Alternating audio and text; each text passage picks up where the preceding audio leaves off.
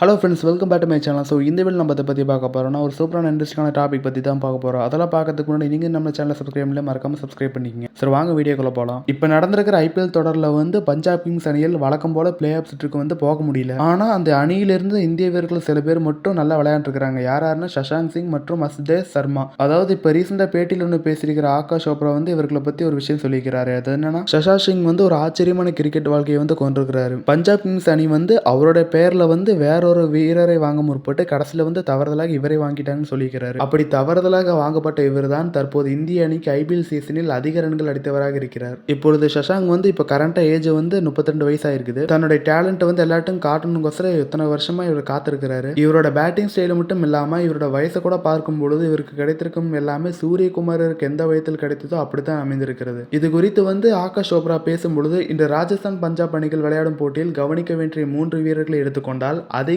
முதல் வீரர் சஷாங்க் சிங் இருப்பார். ஏனென்றால் அவர் வந்து அவ்வளவு திறமையான வீரர். அவர் விளையாடும் போது எப்பொழுதும் அவர் மீது கவனம் இருக்கும். அவர் பேட்டிங் செய்யும் விதத்தில் அவர் இந்திய அணிக்கு தேர்வு செய்ய காலம் வரும். இப்போ அவருடைய ஏஜ் வந்து 22 25 வயசும் ஆகவில்லை. அவருடைய ஏஜ் வந்து இப்போ 32 ஆன ஒரு சீனியர் வீரர். அதாவது உள்நாட்டு இந்தியாவுக்குள்ளே விளையாண்டு நிறைய வந்து எக்ஸ்பீரியன்ஸ் வச்சிருக்கிறார் இவருக்குள்ளேயே. இவர் வந்து பேட்டிங் செய்யும் திறமை மட்டும் இல்லாமல் கிரிக்கெட் கேரியரிலும் சூரியகுமார் யாதவை நினைவூட்டக்கூடிய சின்ன சூரியகுமாராக இருக்கிறார். அதாவது நம்ம 2வது வீரராக யோசிக்க வேண்டும் என்றால் இளம் வீரர் அசுதோஷ் சர்மா இருப்பார். அதாவது வந்து இந்த ஐபிஎல் சீசன்ல மட்டும் அவர் வந்து ரொம்ப ஆக்ரோஷமா பேட்டிங் செய்தார்னு சொல்லிக்கிறாங்க. சில போட்டிகள் அவர் வழிகளில் சிறப்பாக இருந்தது.